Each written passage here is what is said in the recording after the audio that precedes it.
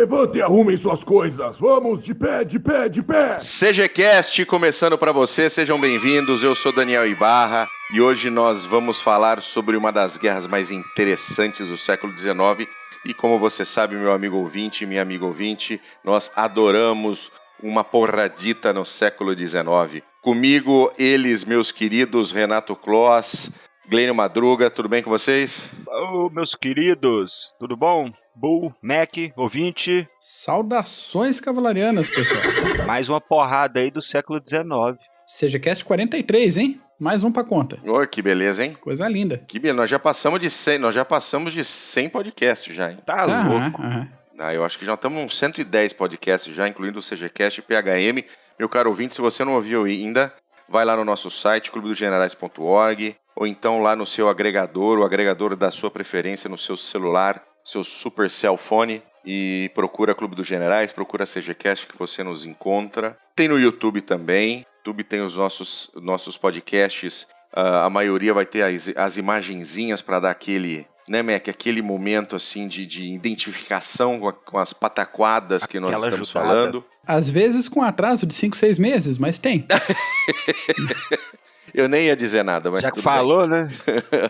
né? Já que falou. E estamos no Spotify também, se você usa o Spotify, se você gosta do Spotify, procura Clube dos Generais, estamos lá. Não tem todos os episódios, mas tem sem dúvida, eu acho que os 10, 15 mais recentes, né, Mac? Tem até um pouquinho mais, eu acho. Ai, que beleza, que maravilha. Eu acho que ali da expansão islâmica pra cá, eu acho que tá tudo no Spotify já. Muito bom. Então nós vamos falar sobre a Guerra da Crimeia. E antes da gente entrar na guerra em si, a gente tem alguns personagens. Na verdade, Paulo, tem uns personagens interessantes dessa Guerra da Crimeia, né? Personagens e um background aí que bem interessante que... Poxa, quem começou a guerra mesmo foi a Rússia e o Império Otomano, apesar de que muita gente conhece pelos britânicos e os franceses lutando, né? Sim. Mas a gente tem que lembrar que o Império Otomano já estava em declínio desde a metade do século XVIII e estava entrando em choque com a Rússia já desde aquela época. Eles tiveram a guerra de 1768 a 1774, que levou à independência da Crimeia. Vale lembrar, depois os russos anexaram ela em 1783. Uhum. Depois eles entraram em guerra de novo em 1787, 1792 e depois em 1806, 1812. Que os russos ainda... Toda vez que eles entravam em conflito, os russos iam lá e davam uma mordida no território dos otomanos. Ei, belezinha, ia lá, né? E dava uma mordida nos territórios dos otomanos. Isso foi... Esse comportamento do Putin aí, então, não é de hoje, né? É cultural, coisa de né? russo, né? É tradição, Tradição do russo. Vamos dar uma mordidinha aqui do lado, uma mordidinha ali. Agora, é interessante que depois das guerras napoleônicas em 1815, foi uma certa... Até a guerra, né, em 1856, foi um período de relativa paz, vamos dizer assim. Por quê? Acabou aquela guerra napoleônica, carnificina para tudo quanto é lado. O pessoal tava lambendo as feridas, né? Exatamente. E esse período de 40 anos, de 1815 até 1855, foi um período de preservação do status quo, praticamente. Por quê? A Europa ela sentiu medo, né? Primeiro, daquelas guerras e as nações em armas que as guerras napoleônicas trouxeram, com aqueles exércitos com mais de 100 mil soldados. Então, eles estavam cansados de anos de guerra. E nisso a diplomacia rejeitava essas ideias aventureiras daqueles estados que quisessem se aventurar no sistema internacional, ou até daqueles povos que queriam se autodeterminar. Então, os estados naquela época eles estavam satisfeitos com os problemas internos. Vale lembrar que a maioria das rebeliões naquela época eram rebeliões de classe, de 1830, 1840. Era só... Os estados estavam se preocupando apenas em, como se diz, tratar as questões internas. Isso foi um período de preservação, né, como eu disse, do status quo, e isso foi um período de relativa paz. Por isso que quando começou a guerra em 1855, os russos já 53. 53, perdão. 53 a 54. 56. 56 aí, meu pai. Mas aqui... Olha, começou em outubro de 1853 e foi até março de 1856. Mas isso que eu tô falando, desse período de preservação do status quo, isso ferrou, por exemplo, a Prússia. Por que a gente não vê a Prússia tão forte, lógico, depois teve a Guerra Franco-Prussiana, que tem um CGCast sobre ele, mas a Rússia ferrou um pouco porque ela não podia se expandir da forma como queria. Então acabou que, com aquela paz dessa primeira parte do século XIX, perdão, a Rússia e o Império Otomano eram os que mais estavam se digladiando. E acabou que, de tanto brigarem, nós vamos falar o motivo da briga, que foi um motivo tão estúpido, acontece, né? que foi os russos, naquela sanha de, como se diz, tomar conta do Império Otomano, de todos os tesouros e tudo que o Império Otomano tinha, os espólios de guerra, os russos queriam por conta própria e se diziam que eram portadores e donos da religião cristã ortodoxa, que queriam proteger todo o caminho da Europa até a Terra Santa para os cristãos. E isso estava sob o poder da França. A França que era, como se diz, a protetora da religião cristã. E os otomanos queriam que os franceses tomassem conta, em vez dos russos, claro. E por isso, a primeira briga entrou entre otomanos e russos por causa do caminho da Terra Santa. Ai, que beleza. A gente tá falando isso em metade do século XIX. O pessoal tá se matando supostamente pelo caminho para a Terra Santa. Napoleão III, aí o Mac vai dar essa pincelada nos caracteres, nos personagens, mas Napoleão III queria uma guerra para se elevar no Estado francês. Para ser igual ao Titio, né? Exatamente. Os russos, junto com o czar Alexandre e depois Nicolau I, queriam uma expansão para o Mediterrâneo, e isso entrou em contato com os britânicos e deixaram eles putos. Pronto, temos a Guerra da Crimeia. Olha que beleza. Só pra gente trazer o nosso ouvinte para dentro do contexto, tá? A Guerra da Crimeia foi de outubro de 1853. Isso, fala aí porque eu tô... Até março de 1856, por volta de 2 anos e 6 meses, entre o Império Otomano, o Império Francês, o Império Britânico, contra o Império Russo e mais umas regalinhas ali de grego, tinha uns búlgaros, tinha uns pessoalzinhos ali.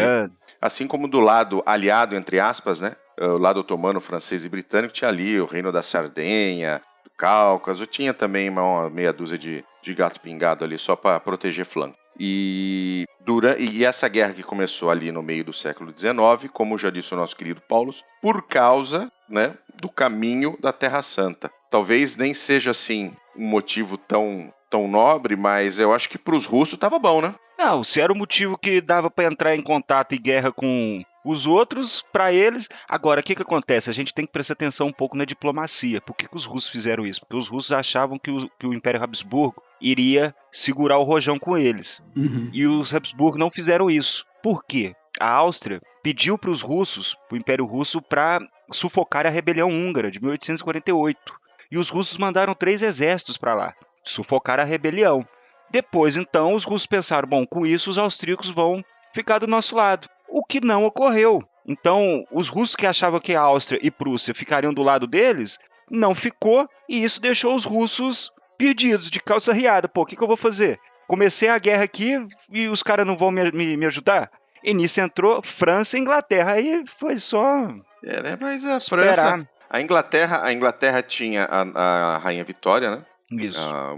Uma das rainhas mais icônicas da história da Grã-Bretanha. A França tinha Napoleão III, que era sobrinho do Napoleão que todo mundo conhece, o Napoleão original, né? Vamos colocar assim. E nós tínhamos o Império Otomano, que era ali, já era meio capengão, né? Já era um... O Império, ele foi até um CGCast passado que nós comentamos, que eu acho que era o tamanho do Império Otomano, era tão grande, que ele acabava amortecendo esses golpes que levava até a Primeira Guerra Mundial, né? Que aí não deu. Poxa, não é à toa que foi até... Ele deu sorte de Inglaterra e França comprarem, vamos dizer assim, comprou o BO do Império Otomano. Então vamos lá, vamos. Beleza, Mac, fala dos nossos personagens do dia, por favor. Pois é, só completando um pouco o que vocês já falaram, muito bem falado, o Nicolau I, comandando aí a Rússia, que, no meu ponto de vista, pelo menos, entendeu mais a guerra como um investimento, porque o país dele estava com uma certa estagnação econômica, a administração dele não era tudo aquilo, era muito burocrática, e daí, quando o país está numa situação interna dessa, uma guerrinha parece ser interessante, justamente como investimento, por uma conquista, para tentar desviar as atenções da crise interna. Pessoalmente, ele não gostava muito dos movimentos nacionalistas, então ele perseguia a oposição, aquele clássico do século XIX, né? Isso. E tinha aí uma tendência bem forte a impedir qualquer avanço de políticas econômicas mais liberais. Ele queria ter tudo dentro das garrinhas dele o tempo todo. Aí que ele topa com essas figuras. O Napoleão III querendo se afirmar, porque ele foi o primeiro presidente francês eleito por voto direto, só que ele queria aquele negócio de reeleições Indefinidas, né? Sem...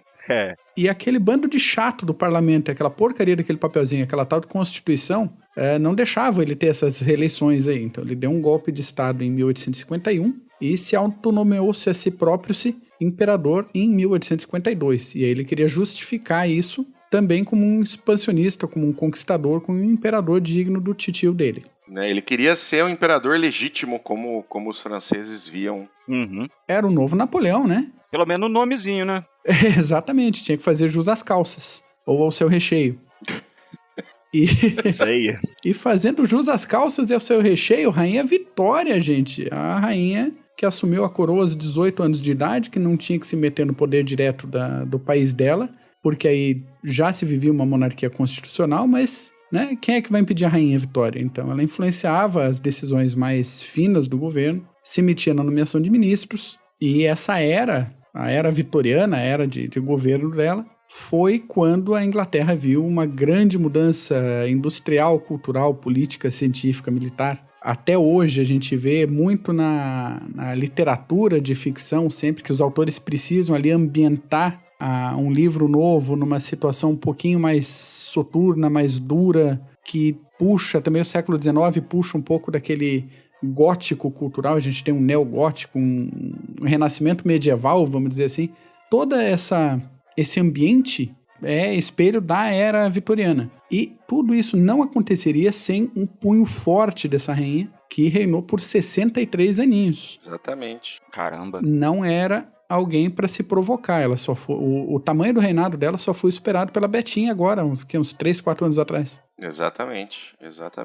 E foi o período de maior expansão do Império Britânico. Foi durante a Era Vitoriana. Pegando esses 3 personagens e agora entrando efetivamente na Guerra da Crimeia, a gente já comentou, né, desse expansionismo russo, que acho que está no DNA russo, e a gente consegue ver isso no tio Putin, aqui durante esse nosso período atual presente. E como Nicolau, né, queria proteger a Terra Santa, seja lá se era esse mesmo o motivo do que ele queria como expansionismo, quando ele invadiu os territórios ali que fica na região da atual Romênia, os otomanos falaram não. Nine.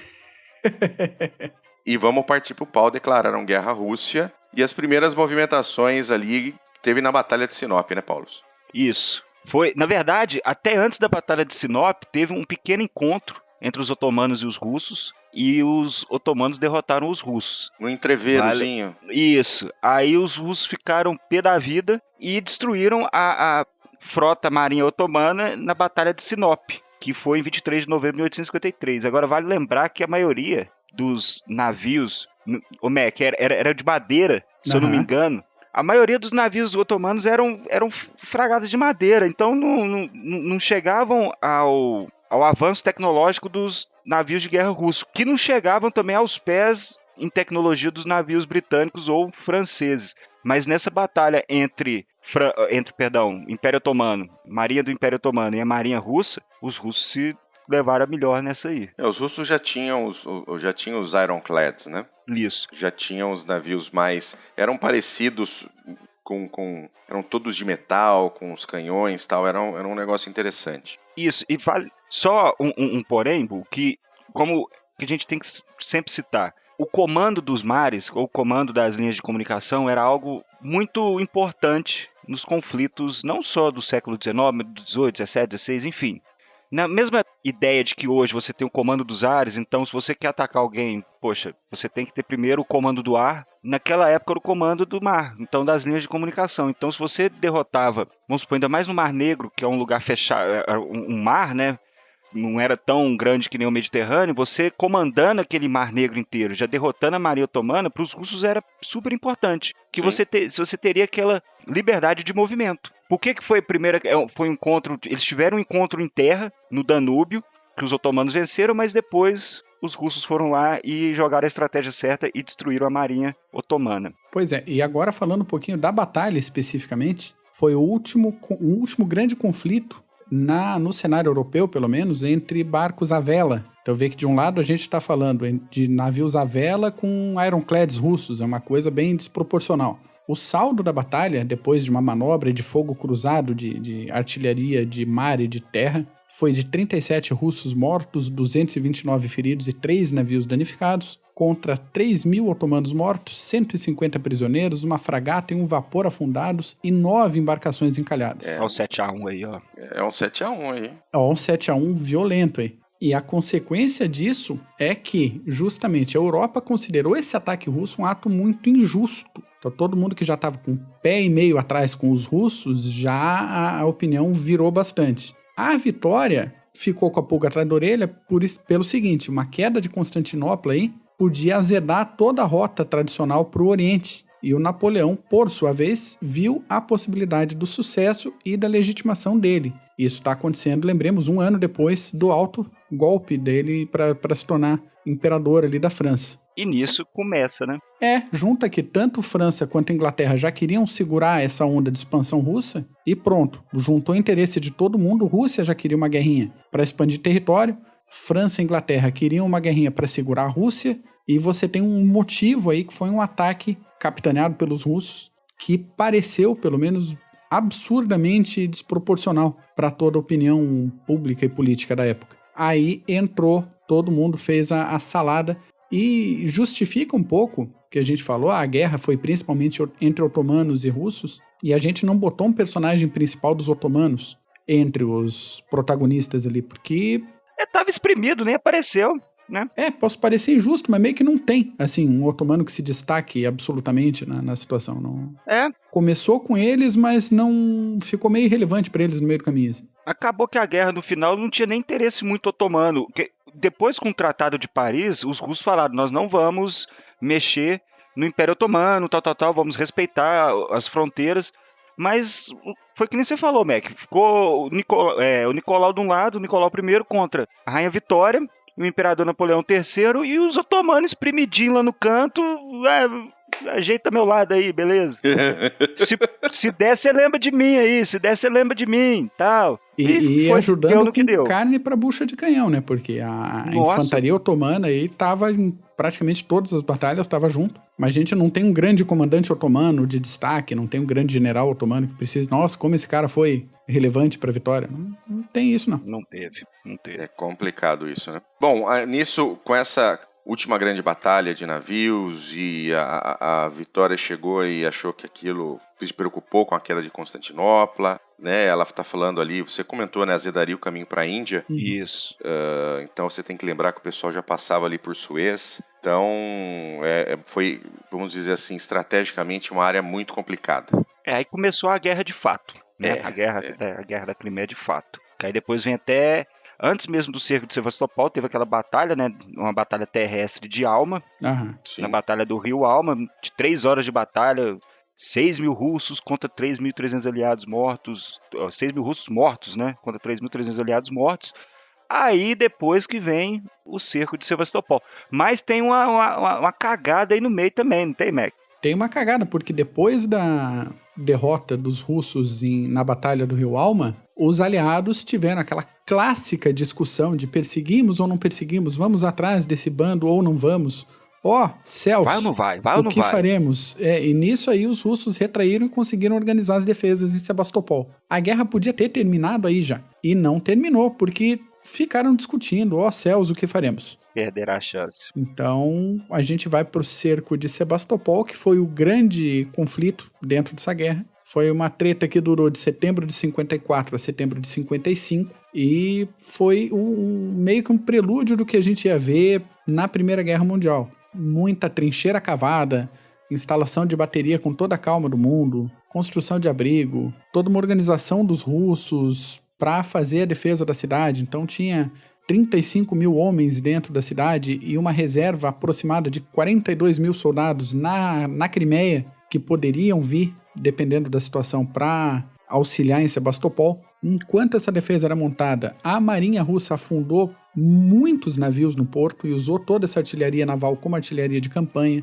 Lembrando, ela afundou os próprios navios. Isso, perfeito. Isso, até para afundarem e atrapalharem a entrada dos outros navios no porto de Sebastopol. Sim. Vê que os aliados tinham 120 peças de artilharia no início da campanha e a defesa tinha 3 vezes mais do que isso. Então, se a defesa normalmente, numa situação dessa, já está em vantagem, porque não precisa organizar as operações ofensivas, ainda ter 3 vezes mais potência de fogo de artilharia fica bem complicado para quem está conduzindo o cerco. Aí atrapalha. Atrapalha demais. Os atacantes perceberam que não dava para fazer um ataque convencional, não dava para jogar infantaria para cima, cavalaria então nem se fala. E a gente tem um início de atividade de snipers, atiradores de elite, escondidinhos debaixo da moita, tranquilo, para alvejar de leve, devagarinho, o pessoal que fazia defesa da cidade. Todo esse contexto aí é esse início do processo de guerra estática, que a gente vai ver no fronte oeste da Primeira Guerra Mundial. Lembrando que a gente tem uma série de podcasts sobre a Primeira Guerra Mundial e a gente faz bem essa distinção de guerra estática no fronte oeste e de guerra dinâmica, guerra de deslocamento e velocidade no fronte leste. Outra coisa também foi, complementando, outra coisa também foi claro, teve essa tendência que foi parar até na Primeira Guerra Mundial, mas começou uma tendência também que perdurou até depois da Primeira Guerra Mundial, que é a guerra industrial. Sim. Que é aquela guerra de larga escala. A gente tem que lembrar que, apesar da Revolução Industrial ter começado na metade do século XVIII, ela teve um salto muito grande na metade do século XIX. Então, a Guerra da Crimeia foi a primeira guerra que o telégrafo passava reports todo dia, tanto na Inglaterra, tanto em Londres como em Paris, do que estava acontecendo no campo de batalha. E isso era uma faca de 2 gumes, porque você poderia, ao mesmo tempo, comandar um campo de batalha de uma certa distância, ao mesmo tempo você tinha influência de certos terceiros, de aqueles generais de escritório que poderiam, sem ter um conhecimento principalmente do campo de batalha, do que está acontecendo, e ficar ditando ordens que não condiziam com a realidade. Então você tinha o telégrafo, os navios a vapor, né? À toa que os russos, olha que interessante, para levar os soldados de Moscou até a Crimeia era mais de 1 mês, porque não tinham estradas, você tinha que andar pelas estepes até chegar na Crimeia, enquanto que os britânicos e os franceses demoravam 3 semanas, porque levavam via transporte marítimo. E tem também os rifles de almas raiadas, que foi aquele que aumentou e muito, junto da munição Minié, aumentou e muito o alcance dos rifles. Então a gente pode ver que, apesar dos russos serem os defensores nessa batalha, nós temos um número de baixas russos muito grande, porque os rifles naquela época já tinham um alcance melhor e por isso podava os russos de uma forma bem maior do que os rifles russos faziam com os ingleses e os franceses. Com certeza, com certeza. Posso fazer uma correção aqui? Por favor. Vamos lá, porque a gente sabe, né? A gente vai falando, vai lembrando as coisas de cabeça e às vezes a gente fala umas merda, entendeu, meu caro ouvinte? Então eu falei merda sobre o Canal dos Suez. O Canal dos Suez foi ser inaugurado só lá em 1869. Então não tinha Canal dos Suez ainda, não tinha nem começado era expansão, né? Ela tinha medo da expansão. Exatamente. A questão estratégica para a Rainha Vitória era uma questão estratégica de região mesmo. E isso, eu não queria que a influência russa chegasse no Mediterrâneo, tanto no Mediterrâneo como também no Afeganistão. Vale lembrar que os britânicos eram donos da Índia naquela época. Então, sim. Nós tínhamos lá o grande jogo, que era os russos contra os britânicos no Afeganistão. Então, essa expansão deixava os britânicos já empolvorosos. Não é à toa que deu em guerra. É isso aí. E no cerco de Sebastopol, tem uma hora que chega o inverno, né? O general inverno chega pra todo mundo e não aliviou e sobrou pra até ninguém. Pros britânicos. Só que do mesmo jeito que chegou, ele passou, né? Então a gente tem, beleza, do dia 8 de abril, um domingo de Páscoa, começou a distribuição e entrega dos ovos e iniciaram o bombardeio. Por quê? Porque nesse trâmite aí foi construída uma ferrovia para abastecimento das tropas aliadas e chegaram mais de 500 peças de artilharia, munição, comida e casaco pra galera. Que beleza. É Natal. Aí, a partir da Páscoa, uma série de bombardeios que foi de abril até agosto. Então, dia 24 de agosto, no 6º grande bombardeio, com 307 peças que dispararam 150 mil tiros em cima de Sebastopol. Jesus. A gente tinha um saldo aí de 2 a 3 mil russos mortos por dia. E a partir do dia 27, houve um ataque direto e foi realizada a tomada da cidade. No dia 28, no dia seguinte, o resto dos russos que estavam lá fugiram, correram pro mato chamando pela mãe e acabou. E as consequências disso foi o destino russo sendo selado, martelado, definido. Os britânicos, contentes, felizes da vida, mandaram um parzinho de canhões de Sebastopol para cada uma das grandes cidades importantes do Império Britânico e acabou, não tinha mais o que fazer. Só que o Nicolau tinha que aceitar que não tinha mais o que fazer. E não foi bem assim, né?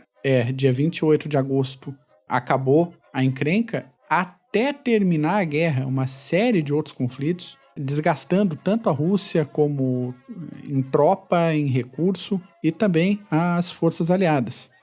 Mas a gente tem pelo menos um saldo positivo aí, que é o início do tipo de registro fotográfico, hoje em dia chamado de fotografia de guerra, simplesmente, pelas mãos do fotógrafo Roger Fenton, que caprichou aí na captura. A gente tem diversas imagens que a gente pode ver mais de perto como é que foi o cerco de Sebastopol. Isso foi a primeira vez que isso aconteceu e a gente agradece ele secretamente até hoje por tantos correspondentes. Tem um tal de Churchill que foi correspondente de guerra depois, tem pessoal que se meteu com isso. Pois é, né? Uhum. Um detalhe sobre os canhões capturados em Sebastopol: 2 desses canhões se tornaram a base mineral, né? O metal desses canhões é usado desde a Guerra da Crimeia para poder construir, né? Para poder fazer a Cruz de Vitória. A Cruz de Vitória é a condecoração mais importante que um militar pode receber no Império Britânico, né? Para situações onde aquele militar colocou a sua vida de lado frente ao inimigo para poder conquistar os objetivos, para poder salvar os seus companheiros. Ela é parecida com a medalha de honra do Congresso americano. E o material para comprar, né, para confeccionar essas medalhas veio dos 2 canhões de Sebastopol. Mas podem não ser esses canhões russos, porque os russos tinham seus entreveros com a China. E existem historiadores e pesquisas que dizem que esses eram, na verdade, canhões chineses. Eita. Capturados pelos russos. Xinglings. AliExpress, capturados pelos russos É. e depois capturados pelos britânicos, que aí foram ser confeccionadas as Victoria Cross. E a gente ainda vai fazer um PHM sobre a Victoria Cross e a medalha de honra, porque as histórias são fabulosas. Sensacionais as histórias. Você, no Imperial War Museum lá em Londres, você pode ir um dia só pra ver, porque tem uma parte lá que é só de Victoria Cross. Então tem um monte de história. Você fica um dia só vendo história das conquistas tal, e dos que foram agraciados com a medalha. É sensacional essa história. Muito Maravilha. bom. Deixa eu só... Fala, Paulo, só quero fazer um negocinho aqui, gente. Eu falei que nessa Guerra da Crimeia veio a Guerra Industrial, com influência da Revolução Industrial. Vale lembrar que nas Guerras Napoleônicas surgiu aquela nação em armas. O que era a nação em armas? Onde todo mundo do país, do estado, participava de um jeito ou outro no esforço de guerra. Agora, essas guerras que surgiram com a Guerra da Crimeia, que essas guerras que depois chegaram na Guerra Civil Americana, tudo, e foi depois a Guerra Franco-Prussiana, não são mais as nação em armas, e sim a nação em guerra, que é toda a economia do estado, da nação, voltada para a guerra. Então, o que aconteceu? Com a Guerra da Crimeia, pouca gente lê essa parte, mas os ingleses fizeram um bloqueio dos portos da marinha russa. E isso ferrou muito a Rússia. Por quê? E que isso se tornou um padrão para todos os conflitos na questão econômica. O bloqueio cortou o fluxo de cereais e as outras exportações russas que, naquela época, só daria para ir por terra, via Prússia. Pelo mar, os britânicos cortaram. Nisso, se tornou impossível para o governo russo custear a guerra. O que ele fez? Pega empréstimo, principalmente em Berlim e Amsterdã. Com os empréstimos, fez logo o rublo perder valor no cenário internacional. Para cobrir o rombo, o Estado acelerou a impressão de papel moeda, que resultou no quê? Na inflação. Pronto, tem receita perfeita do caos que a gente observa até hoje nos conflitos. Isso é algo tão, não vou falar lógico, mas poxa, com a nação tão, como que eu vou dizer assim, amarrada, a economia da nação amarrada com esforço de guerra, acaba que se você perder a guerra, a sua economia vai pro saco. Agora, tudo que acontece, até qualquer estratégia de âmbito econômico que você possa sofrer do seu inimigo, pode afetar muito o seu resultado no campo de batalha. Falta de logística, a logística imperfeita, principalmente na Guerra da Crimeia. Eu citei de ter que atravessar as estepes para mandar soldado para a Crimeia. Então, a gente tem que lembrar desse bloqueio que acelerou, então, essa derrocada russa também, que foi o bloqueio britânico, que estrangulou a economia russa. Então, nós temos os franceses, os britânicos, com a carga e tudo, lutando lá. Até que nessa Guerra da Crimeia, os franceses se deram até melhor que os britânicos, porque eles já estavam meio que experientes com as guerras no norte da África, mas o bloqueio inglês teve foi muito importante no resultado final. Todo esse contexto que você falou da inflação e complicações econômicas aí, junta isso com todo o caldo de como foi feito o processo de industrialização russo, e a gente tem, poucas décadas depois, o ambiente perfeito para as revoluções que aconteceram a partir de 1904. Exatamente. Dá para entender redondinho como é que funcionou aí. Então, muita coisa que a gente não dá bola para a importância da Guerra da Crimeia, ela tá ligada com eventos que vão desembocar praticamente todos na Primeira Guerra Mundial e na própria Revolução Russa. E voltando um pouquinho para a Guerra da Crimeia em si, a gente tem a Batalha de Balaclava. Pois é. Né, Mac? Dá uma passada na Balaclava, um gás nessa Balaclava aí. Enquanto acontecia o cerco de Sebastopol, que durou 1 ano aí mais ou menos, acontecia outras coisas na guerra, não ficou só nesse fronte, né? Então a Batalha de Balaclava foi o segundo maior conflito da guerra e não teve um grande vencedor, foi um empate mais ou menos, foi uma vitória aliada a um custo muito alto, foi uma coisa esquisita, acontece que morreu bastante gente, todo mundo saiu feliz ao mesmo tempo, e aconteceu justamente por falta de comunicação, assim, a origem do negócio. Oficiais ingleses e franceses estavam discutindo ali, tinha uma grande dificuldade para trabalhar em conjunto, essa é a grande verdade. Nunca se gostaram, agora vão ficar dando beijinho, né? Pois é. E não conseguiram se entender direito quais seriam os pontos de base de apoio para um e para outro. Aí, Balaclava, que deveria ter sido ocupada pelos franceses, foi escolhida pelos britânicos. E entre os 3 pontos principais, que era Balaclava, Kazat e Kamiet, o Balaclava era o piorzinho. Mesmo assim, pela insistência, pela teimosia, ficou para os ingleses. E aí, a linha de defesa era grande demais, as tropas eram poucas demais. A solução lógica para aquela situação, como a gente comentou antes, seria atacar logo Sebastopol, antes que aquela quantidade de reforços russos chegassem do resto da região da Crimeia para o cerco, né, para a cidade. E claro que esse ataque para Sebastopol não foi feito. Se enrolaram ali, em Balaclava. Aí os russos viram essa possibilidade de dar uma surra de chicote mole nos ingleses, que estavam, além de tropas exaustas pelos deslocamentos e pela própria situação do conflito, junto com isso ainda enfrentando um surto de cólera, os russos posicionaram as tropas e prepararam um ataque que viria no dia 25 de outubro de 1854. Para tentar deixar um pouquinho mais dinâmico isso, a Batalha de Balaclava pode ser dividida em algumas fases. A primeira fase, ainda de madrugada, a infantaria inglesa tomou a iniciativa e atacou os russos, sem grandes resultados decisivos. A segunda fase foi lá pelas 8h30 da manhã, com os russos fazendo ataques em cima da vanguarda otomana. Olha, e os otomanos aí que a gente deixou meio na sombra, eles estavam lá junto com os ingleses. E apanhando.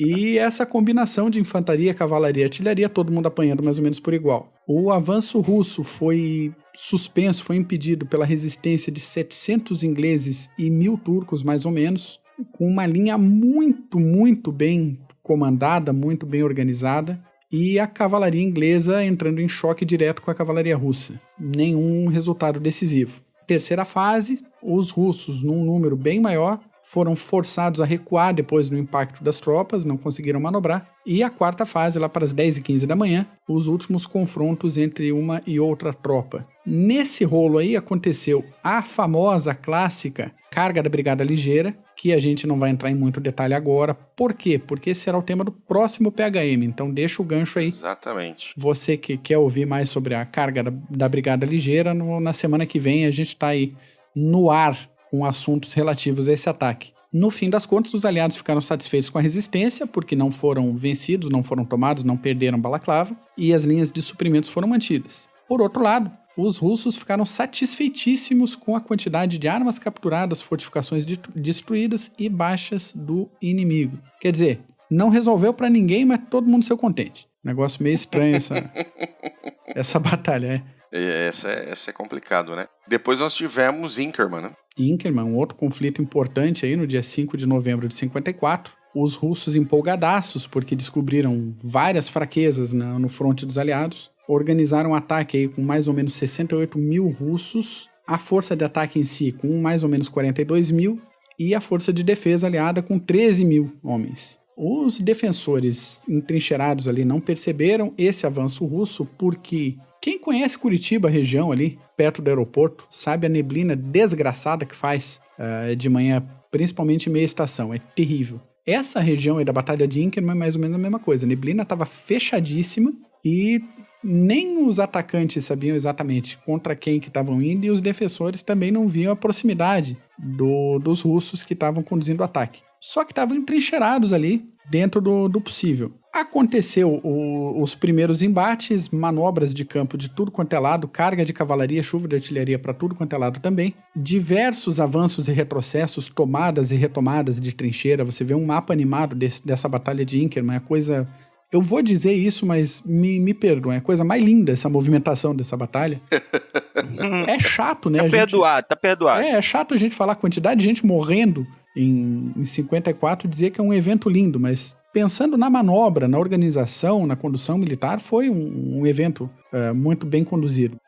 E aí, os russos, que eram uma força só de ataque, foi passando o dia, eles foram ficando cansados, claro, óbvio.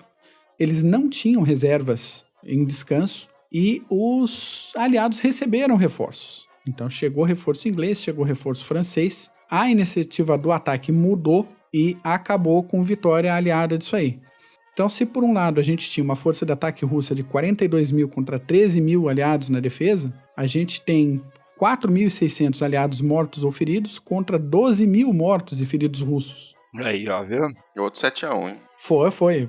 Vale lembrar que tanto a Batalha de Inkerman quanto Balaklava foi tentativas russas de furar o cerco, né? E, de certa forma, foi uma situação feliz até para os russos, apesar dessa surra em Inkerman, os aliados não conseguiram chegar em Sebastopol antes do inverno. Então, essa garantia de chegar ao inverno para ver o que vai fazer com o fronte, os russos conseguiram aguentar direitinho. Claro que depois do inverno não deu pé, mas isso se deve também à manutenção das linhas de suprimento dos aliados garantidas aí na Crimeia. Isso, Balaklava foi em outubro de 54, Inkerman foi em novembro de 54 e o cerco de Sebastopol foi entre setembro de 54 e setembro de 55. É isso aí. Então todas essas batalhas estão interligadas com relação ao cerco de Sebastopol que estava acontecendo já a partir de setembro e aí Balaklava outubro e Inkerman novembro.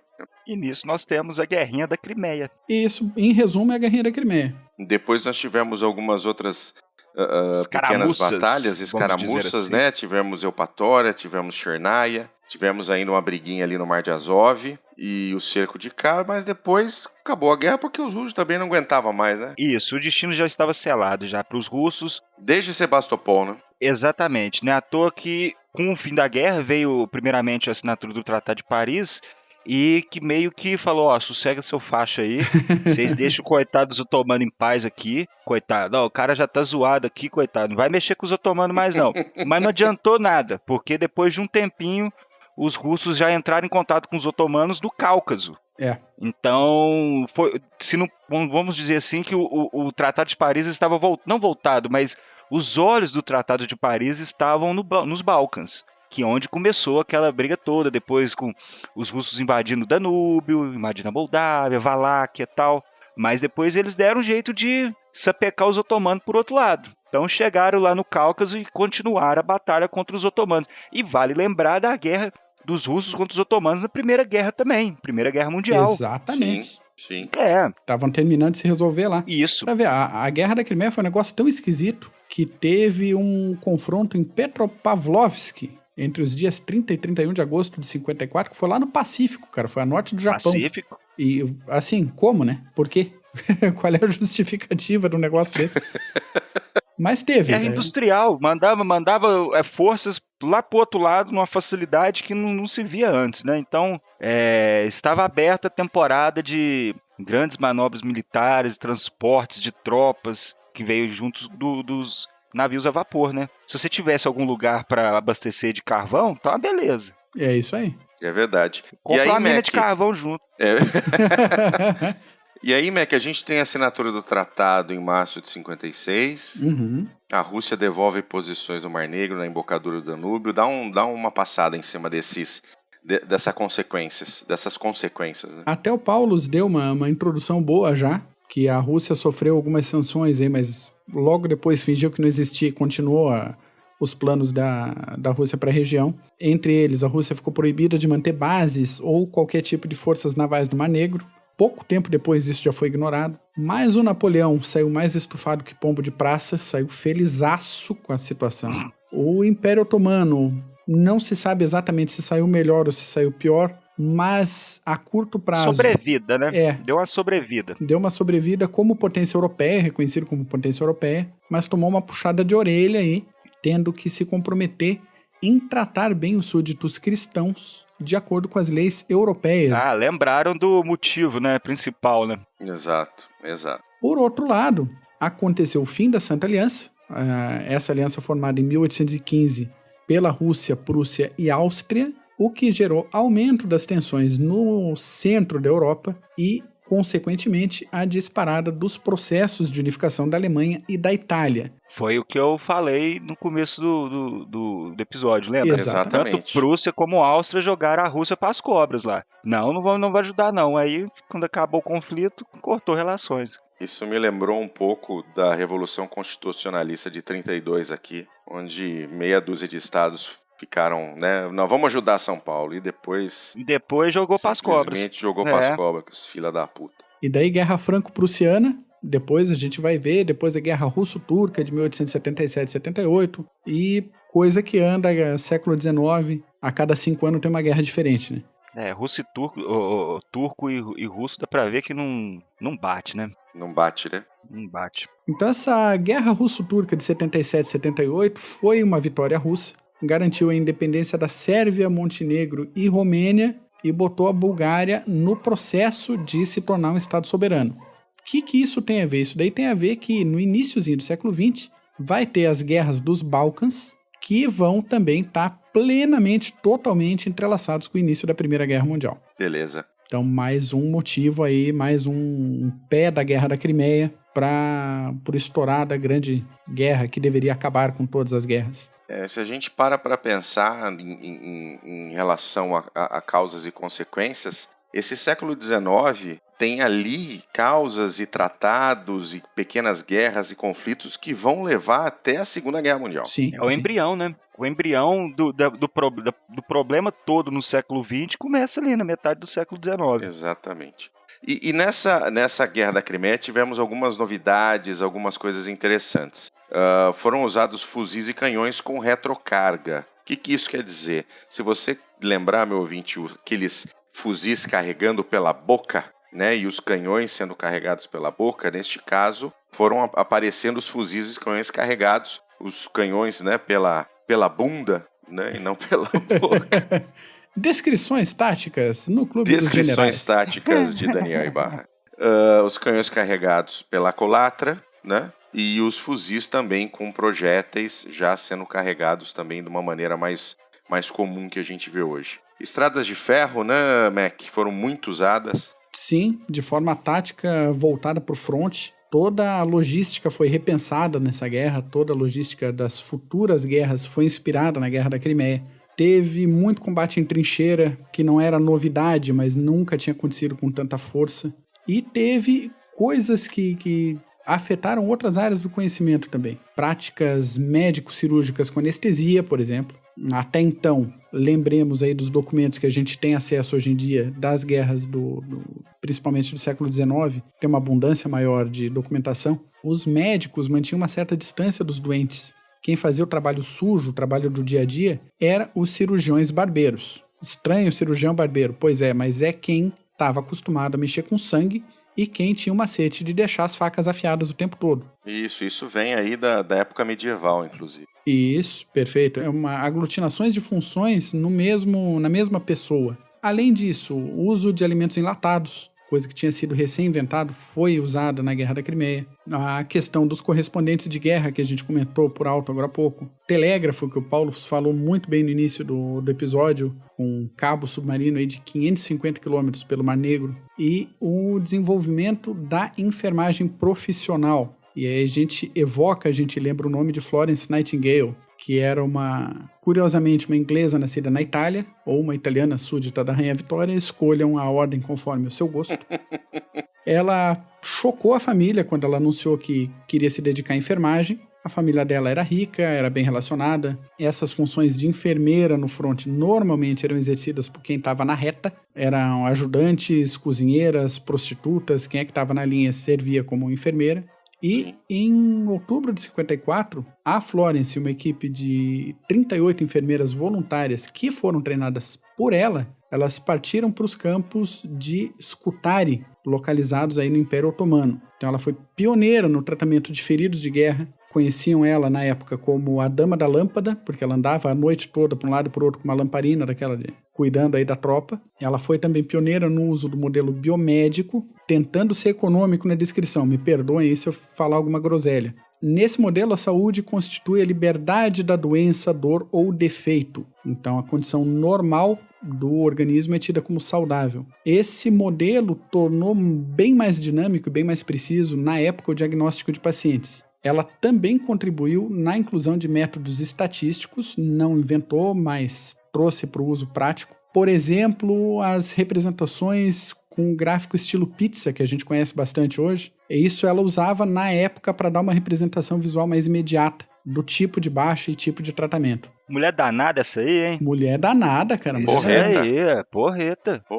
E ela escreveu, ela publicou livro, ela fez estudos, artigos, então vários exércitos a partir disso passaram a usar essas medidas sanitaristas dela nos hospitais de campanha e também não demorou para que isso fosse adotado pelos hospitais civis. E todo esse conjunto da Florence, ela lançou as bases da enfermagem profissional que a gente tem hoje em dia. Ela chegou a criar uma escola própria de enfermagem em 1860 e a importância é tão grande que até hoje quem se forma em enfermagem faz o juramento Nightingale. E o Dia Internacional da Enfermagem é comemorado no mundo inteiro no aniversário da Florence. Então, mais um ponto aí para a Guerra da Crimeia. A importância dessa guerra que aparentemente nem deveria ter acontecido, né? Mas as consequências dela se estendem até hoje. Muito bom. Porreta, dona Florência, hein? Aham, muito. Essa aí é danada. Porreta, impressionante. O último veterano a falecer da Guerra da Crimeia foi em 2004, cara. É isso aí. É isso aí mesmo. Que porra é essa?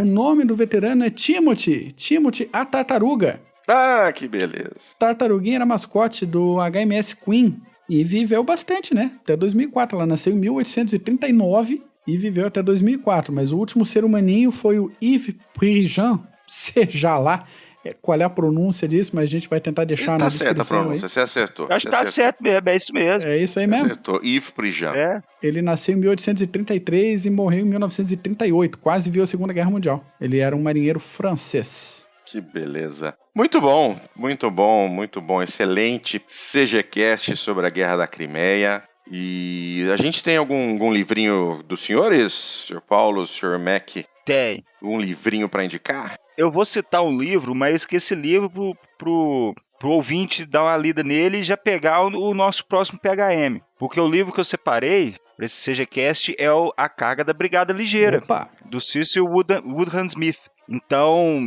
tem o livro em português, podem procurar. E esse livro vai ser citado de novo no PHM. Sem dúvida nenhuma. Muito bom. E aí, Mac? A minha indicação é do livro Crimeia, do Orlando Figes. É um calhamaço de 602 páginas que foi lançado agora em fevereiro de 2019 pela Editora Record. Muito obrigado, Editora Record. Valeu aí por essa publicação. Imperdível, muito gente. Bom. Imperdível. O livro foi lançado em inglês em 2010 e é o que a gente tem atualmente de melhor publicação sobre a Guerra da Crimeia. É baratinho? Não é baratinho, mas vale a pena cada realzinho investido, então o link está aí na descrição Lembrando que o Clube de Generais é associado da Amazon.com.br e qualquer coisa de produto de limpeza a livros dos mais eruditos, se você comprar pelo nosso link, você ajuda as atividades do Clube de Generais, o financiamento das atividades do Clube de Generais com uma pequena comissão, sem gastar nenhum realzinho a mais. Muito bom. Então tá bom, senhores. Muito bom esse CGCast Guerra da Crimeia. A gente volta no próximo com o PHM sobre a carga da cavalaria ligeira. Vale a pena. Paulos, muitas gracias. Muito obrigado, Bull, Mac. Isso era um Obrigado, Foi muito bom esse CGCast. Deu pra gente cobrir legal a Guerra da Crimeia. Agora, já cobrimos a Guerra da Crimeia, cobrimos agora, tem pouco tempo atrás, a crise na Ucrânia, com a Crimeia em foco também. Então a região tá bem... Apesar que tem mais coisa, né? Tem. A gente tem os Balcãs ali do ladinho, que tem muita coisa boa também. Isso. Maravilha. Mac? Gente, muito obrigado, Paulos, Bull. Acabou a maldição de Constantinopla, hein?